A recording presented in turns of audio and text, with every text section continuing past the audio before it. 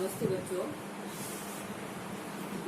BA second year की class में हमारा टॉपिक चल रहा था मूल अधिकार, और अब तक हमने मूल अधिकार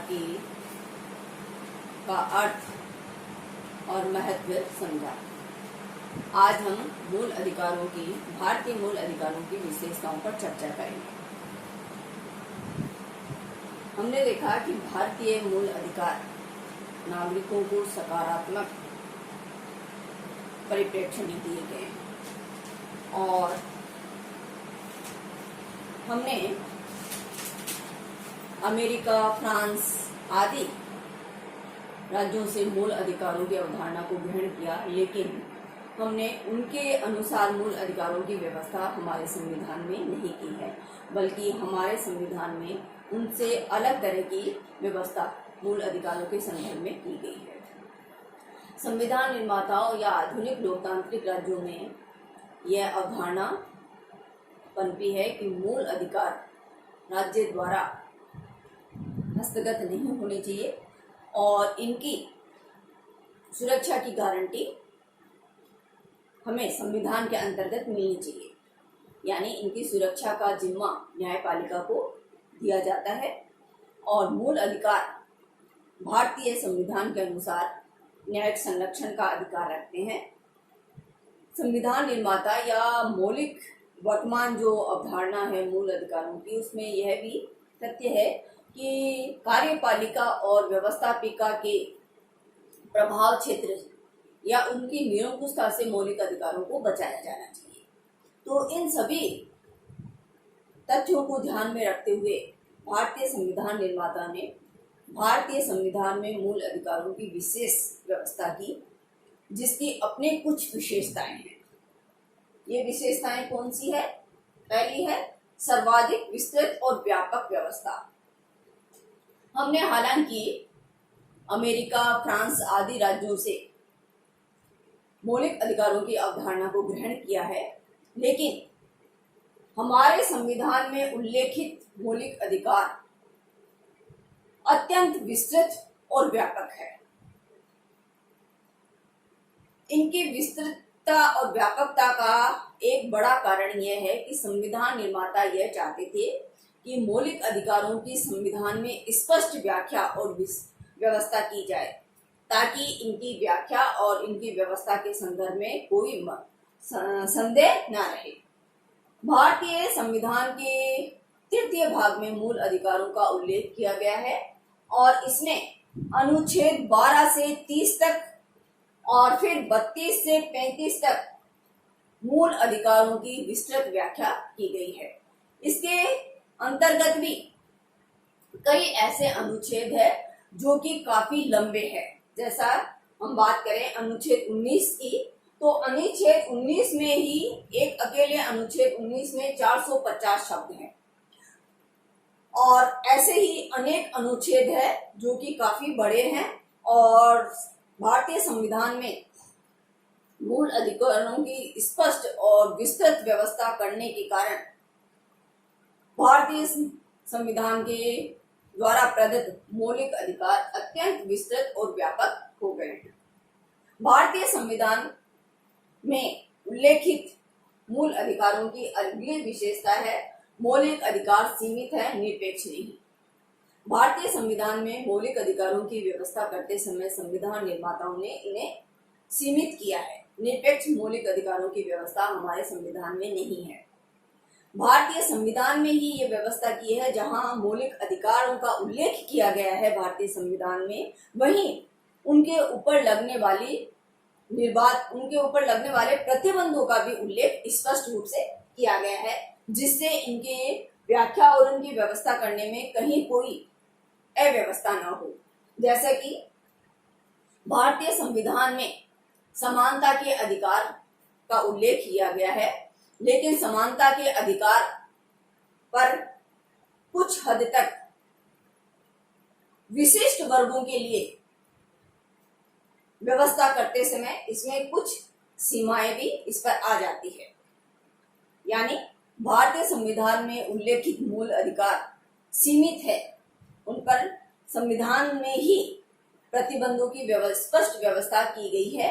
ये असीमित या निरपेक्ष अधिकार नहीं है जिनको हम असीमित माने, जैसे कि अमेरिका में संविधान में प्रदत्त मौलिक अधिकारों को सीमित नहीं किया गया है। अमेरिका का संविधान ये व्यवस्था करता है कि जो अधिकार संविधान में उल्लेखित नहीं है वे भी नागरिकों को उपलब्ध करवाने की व्यवस्था अमेरिका का संविधान करता है। और इस तरफ से जब हम बात अमेरिका के संविधान के मौलिक अधिकारों की करते हैं तो हम पाते हैं कि अमेरिका के संविधान में नागरिकों को प्रदत्त जो मौलिक अधिकार है वो प्राकृतिक अधिकारों के करीब है।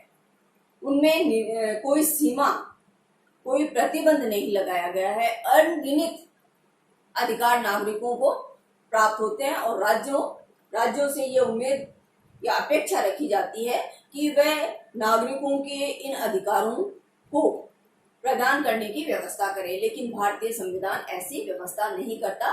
भारतीय संविधान स्पष्ट रूप से सीमित अधिकारों की व्यवस्था करता है और संविधान में इसके ऊपर कुछ प्रतिबंध भी लगाए गए हैं। अगली विशेषता भारतीय संविधान में प्रदत्त मौलिक अधिकारों की यह है कि भारतीय संविधान में प्रदत्त मौलिक अधिकार व्यवहारिकता पर आधारित है। भारतीय संविधान निर्माता कोई आदर्शवादी व्यवस्था के दृष्टिकोण से नागरिकों को अधिकार नहीं दे रहे थे, बल्कि वे हर एक पहलू पर विचार करते हुए भारत की सामाजिक, आर्थिक, राजनीतिक और प्राकृतिक और संसाधनों की व्यवस्था को ध्यान में रखते हुए उन्होंने मौलिक अधिकारों की व्यवस्था की है। और इस कारण भारतीय संविधान में उल्लेखित मौलिक अधिकार अत्यंत व्यवहारिक हो गए हैं। उनमें काल्पनिक या अव्यवहारिक अतिशयोक्ति की व्यवस्था नहीं है। जैसे हम कहें कि भारतीय संविधान समानता और स्वतंत्रता की स्पष्ट व्याख्या करता है, लेकिन इस समानता का अधिकार सभी नागरिकों को पूर्ण रूप में या समान रूप से प्राप्त हो, इसके लिए भारतीय संविधान में समानता के अधिकार पर विशिष्ट वर्गों जैसे अल्पसंख्यक वर्गों, अनुसूचित जाति, जनजाति और पिछड़े वर्गों के लिए विशेष प्रावधान किए गए हैं जो कि समानता के अधिकार को कहीं न कहीं सीमित करते हैं। ऐसे ही स्वतंत्रता के अधिकार पर भी व्यवहारिक तत्वों को ध्यान में रखते हुए कई प्रतिबंध, कई बाध्यताएं या कई रुकावटें लगाई गई है। स्वतंत्रता के अधिकार पर भी राष्ट्रीय सुरक्षा और व्यवस्था के आधार पर कुछ प्रतिबंध लगाए गए हैं। तो भारतीय संविधान में उल्लेखित मौलिक अधिकार कपोल कल्पित नहीं है, अतिशयोक्तिपूर्ण नहीं है, बल्कि ऐसे हैं जो व्यवहारिकता से जुड़े हुए हैं और उनको व्यवहारिक रूप से वह नागरिकों को प्रदान हो सके, ऐसी व्यवस्था भारतीय संविधान के अंतर्गत की गई है। अगली विशेषता हम ये देख सकते हैं कि मौलिक अधिकार संविधान के द्वारा संरक्षित है।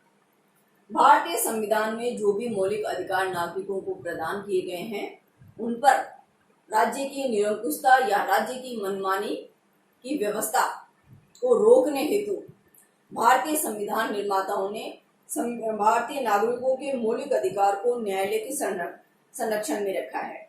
अगर किसी व्यक्ति के मौलिक अधिकारों पर राज्य प्रतिबंध लगाता है या समाज कोई प्रतिबंध लगाता है या राज्य मौलिक अधिकारों को बाधित करता है तो व्यक्ति न्यायालय की शरण में जा सकता है और स्पष्ट रूप से न्यायालय नागरिकों के मौलिक अधिकारों की व्यवस्था करता है और व्यक्ति को मौलिक अधिकारों की प्राप्ति हेतु राज्य को आदेश दे सकता है। ऐसे ही न्यायालय अगर यह समझे कि राज्य का कोई कानून या कोई नीति मौलिक अधिकारों को बाधित करती है तो न्यायालय उन नीति या कानूनों को अवैध घोषित कर सकता है।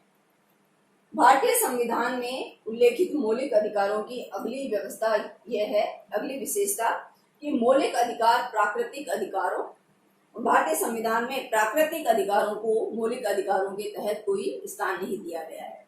जैसे हमने बात की कि अमेरिका के संविधान में प्राकृतिक अधिकारों को भी मौलिक अधिकारों के तहत स्थान दिया गया है, यानी अमेरिका के संविधान में उल्लेख किए गए अधिकारों के अतिरिक्त उन अधिकारों को भी नागरिकों को प्राप्त करवाने की व्यवस्था राज्य से अपेक्षित है, जिनका उल्लेख संविधान में नहीं किया गया है। यानी अमेरिका में प्राकृतिक अधिकारों की व्यवस्था की गई है। प्रकृति में जो भी अधिकार व्यक्ति के जीवन के लिए आवश्यक है, उन सभी अधिकारों को मौलिक अधिकारों के तहत अमेरिका में के संविधान में स्थान दिया गया है। लेकिन भारतीय संविधान में मौलिक अधिकारों के तहत प्राकृतिक अधिकारों को कोई स्थान नहीं दिया गया है। भारतीय संविधान में उन्हीं अधिकारों की प्राप्ति के लिए व्यक्ति अधिकारी है, जिनका उल्लेख संविधान में किया गया है, और उन्हीं के बाधित होने पर वह व्यक्ति न्यायालय की शरण ले सकता है। ऐसे किसी भी अधिकार की भारतीय नागरिक मांग नहीं कर सकता जिनका उल्लेख भारतीय संविधान के मौलिक अधिकारों के तहत नहीं किया गया है। तो हम कह सकते हैं कि भारतीय संविधान में प्राकृतिक अधिकारों को मौलिक अधिकारों के तहत कोई स्थान नहीं दिया गया है। भारतीय संविधान में उल्लेखित मौलिक अधिकारों की अगली व्यवस्था है कि ये निषेधात्मक और सकारात्मक है। भारतीय संविधान निर्माताओं ने मौलिक अधिकारों को सकारात्मक और निषेधात्मक दोनों रूप में प्रस्तुत किया है। निषेधात्मक से तात्पर्य ऐसे अधिकारों से है जो राज्य पर प्रतिबंध लगाते हैं और इस प्रतिबंध का प्रभाव व्यक्ति या समाज पर नहीं पड़ता, बल्कि राज्य के कार्यों को वह बाधित करता है। और ये सकारात्मक है कि इनकी सकारात्मक दृष्टि से व्याख्या की गई है, जैसे कि अनुच्छेद 14 विधि के समक्ष सभी व्यक्तियों की समानता का अधिकार देता है, और यह राज्य पर यह प्रतिबंध लगाता है कि राज्य कोई ऐसा काम नहीं करेगा जिससे व्यक्ति की स्वतंत्रता या विधि के समक्ष उसकी जो समानता का अधिकार है उस पर कोई आंच आए।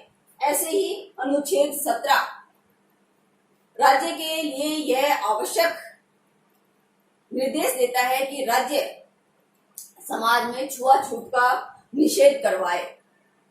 ये राज्य के ऊपर प्रतिबंध है कि राज्य ऐसी व्यवस्था करे या ऐसा कोई कानून, ऐसी कोई व्यवस्था समाज में पनपने न दे जो कि छुआछूत को बढ़ाने वाली हो या छुआछूत के प्रसार या छुआछूत को जिससे प्रोत्साहन मिलता हो। तो ऐसे हर एक कार्य पर राज्य प्रतिबंध लगाएगा, जबकि इसका सीधा प्रभाव व्यक्ति या समाज पर नहीं पड़ता। हाँ, अप्रत्यक्ष प्रभाव जरूर पड़ेगा कि छुआछूत से व्यक्ति, समाज का व्यक्ति या जो पिछड़ा वर्ग है, जो अस्पृश्य जातियां मानी जाती है, उन पर अप्रत्यक्ष ये प्रभाव पड़ेगा कि उनको इस छुआछूत की बीमारी से निजात मिल जाएगी। ऐसे ही अनुच्छेद 18 में यह व्यवस्था की गई है, राज्य पर मौलिक अधिकार ये प्रतिबंध लगाते हैं कि राज्य विद्या या सैन्य उपाधियों के अतिरिक्त कोई उपाधि प्रदान नहीं करेगा। यानी ऐसी कोई उपाधि नागरिकों को नहीं दी जाएगी जिससे समानता के अधिकार में खलल पैदा हो। केवल विद्या या सैन्य उपाधियां ही प्रदान कर सकता है राज्य। तो इस प्रकार भारतीय संविधान में उल्लेखित जो मौलिक अधिकार है वह निषेधात्मक और सकारात्मक है, जो राज्य पर प्रतिबंध लगाते हैं। अगला है मौलिक अधिकार निर्बाध नहीं है। भारतीय संविधान में मौलिक अधिकारों की व्यवस्था करते समय यह व्यवस्था की गई थी कि सामाजिक और आर्थिक या विशेष परिस्थितियों को देखते हुए राज्य इन पर प्रतिबंध लगाता है। यानी संविधान भी मौलिक अधिकारों पर कुछ प्रतिबंध लगाता है, और संविधान साथ ही साथ संसद को भी यह अधिकार देता है कि संसद मौलिक अधिकारों पर विशेष परिस्थिति या तात्कालिक परिस्थितियों के अनुरूप प्रतिबंध लगा सकती है। भारतीय संविधान में उल्लेखित मौलिक अधिकार निर्बाध नहीं है, यानी ऐसी कोई व्यवस्था नहीं है कि इन्हें सीमित नहीं किया जा सकता। भारतीय संविधान संसद को स्पष्ट ये अधिकार देता है कि भारतीय संसद नागरिकों के मौलिक अधिकार पर प्रतिबंध लगा सकती है।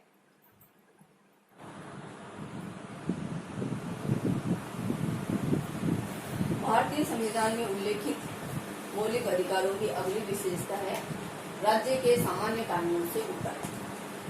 भारतीय संविधान में उल्लेखित मौलिक अधिकार राज्य के सामान्य अधिकारों से अलग है। सामान्य अधिकारों में सरकार जब चाहे जैसा चाहे परिवर्तन कर सकती है, अधिकारों को दे भी सकती है और अधिकारों को समाप्त भी कर सकती है। लेकिन मौलिक अधिकारों के साथ सरकारें ऐसा नहीं कर सकती। मौलिक अधिकार सामान्य कानूनों से ऊपर होते हैं। मौलिक अधिकारों को न्यायालय का संरक्षण प्राप्त होता है। अगर किसी व्यक्ति का मौलिक अधिकार बाधित होता है तो व्यक्ति न्यायालय की शरण में जा सकता है और वह अपने मौलिक अधिकार प्राप्त कर सकता है। सामान्य कानूनों के लिए व्यक्ति न्यायालय की शरण नहीं ले सकता या सामान्य कानूनों द्वारा प्राप्त अधिकारों की वह मांग नहीं कर सकता। यानी राज्य को उन सामान्य कानूनों द्वारा प्रदत्त अधिकारों को देना बाध्यकारी नहीं है, लेकिन मौलिक अधिकारों को राज्य के द्वारा प्रदान किया जाना आवश्यक है। अगली विशेषता है मौलिक अधिकारों का निलंबन। भारतीय संविधान में उल्लेखित मौलिक अधिकार विशेष परिस्थितियों में निलंबित किए जा सकते हैं, रोके जा सकते हैं। यानी ऐसा नहीं है कि विशेष परिस्थितियों में भी मौलिक अधिकार लागू रहेंगे। कुछ विशेष परिस्थितियों में संविधान राज्य को यह अधिकार देता है कि वह मौलिक अधिकारों का निलंबन कर दे। इस संबंध में अनुच्छेद 359 राष्ट्रपति को यह शक्ति प्रदान करता है कि वह मौलिक अधिकारों का निलंबन कर सकता है। अगली विशेषता है भारतीय नागरिकों व विदेशियों में अंतर। भारतीय संविधान में उल्लेखित मौलिक अधिकारों के अंतर्गत भारतीय नागरिकों और विदेशियों में कुछ अंतर किया गया है। यानी कुछ मौलिक अधिकार है जो विदेशियों को भी प्राप्त है और कुछ नहीं प्राप्त है। लेकिन भारतीय संविधान में उल्लेखित प्रत्येक अधिकार विदेशियों को प्राप्त नहीं है। विदेशियों पर कुछ प्रतिबंध है। मौलिक अधिकार भारत के नागरिकों में अंतर करता है, भारत के नागरिकों और विदेशियों में अंतर करता है। विदेशियों को भी कुछ अधिकार प्राप्त है, जैसे जीवन में व्यक्तिगत स्वतंत्रता का अधिकार, धार्मिक स्वतंत्रता का अधिकार। लेकिन इन अधिकारों के अतिरिक्त विदेशियों को कोई और अधिकार मौलिक अधिकार के तहत प्रदान नहीं किए गए हैं, जबकि भारतीय नागरिकों को सभी मौलिक अधिकार निर्बाध रूप से प्राप्त है, जिनका उल्लेख संविधान करता है। अगली विशेषता है मौलिक अधिकारों का संवैधानिक संशोधन। मौलिक अधिकारों में सामान्यतः संशोधन नहीं हो सकता या सरकार इनमें परिवर्तन नहीं कर सकती, लेकिन मौलिक अधिकारों में संविधान संशोधन के माध्यम से संशोधन किया जा सकता है। इसके लिए संसद के दोनों सदन में मतदान करने वाले सदस्यों के 2/3 बहुमत और स्पष्ट बहुमत के साथ साथ 2/3 राज्यों की सहमति से संसद मौलिक अधिकारों में संशोधन कर सकती है। यानी मौलिक अधिकारों में संशोधन केवल संविधान संशोधन की प्रक्रिया के तहत ही किया जा सकता है। अन्य तरीके से या सामान्य कानून, सामान्य विधेयकों की तरह मौलिक अधिकारों में संशोधन नहीं किया जा सकता। सरकार की निरंकुशता पर अंकुश। मौलिक अधिकार राज्य के विरुद्ध नागरिकों के अधिकारों का संरक्षण है। यह सरकार की निरंकुशता पर या बहुमत की मनमानी पर रोक लगाता है। मौलिक अधिकार सर के तहत जो अधिकार नागरिकों को प्राप्त है उनमें राज्य सरकारें या संघीय सरकार कोई भी परिवर्तन नहीं कर सकती। यानी मनमाने तरीके से इन अधिकारों को राज्य सरकार बाधित नहीं कर सकती, बल्कि यह अधिकार राज्यों की निरंकुशता, राज्यों की मनमानी के विरुद्ध व्यक्तियों को या नागरिकों को प्रदान किया गया है। यानी मौलिक अधिकार बहुमत दल की निरंकुशता, राज्य या संघीय सरकार की निरंकुशता से नागरिकों की रक्षा करता है।